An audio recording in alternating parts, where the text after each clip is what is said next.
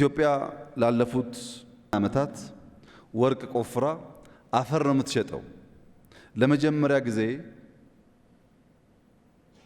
የወርቅ ሪፋይነሪ ኢአይኤች ለኢትዮጵያ እየገነባ ነው። በጥቂት ወራት ውስጥ እንደሚጨርስ ተስፋ ይደረጋል። ይሄ በጣም ብዙ ሀብት ያስቀራል፣ ያመጣል። ይሄ ብቻ አይደለም።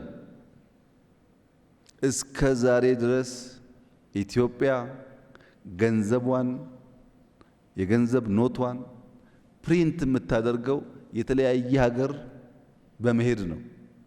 ይሄ አደገኛ ነገር ነው። እነዚህ ሀገራት ለኛም ለሌላውም የመስጠት የሞራል እንጂ ምንም ምንቆጣጠርበት መንገድ የለም። ያንን ስትራቴጂክ ካፓሲቲ ኢአይኤች እየፈጠረ ነው። እንደዚህ ያሉ ብዙም የማይነገሩ ቁልፍ ስትራቴጂክ አቅሞች ይገነባል።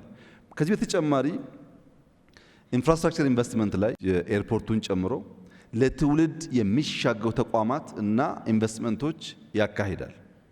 የመጨረሻው መቋጫ ኢአይኤች ማለት ዛሬ የሚሰራ ዛሬ የሚያተርፍ ለልጆቻችን የምናስቀምጠው ወረት ማለት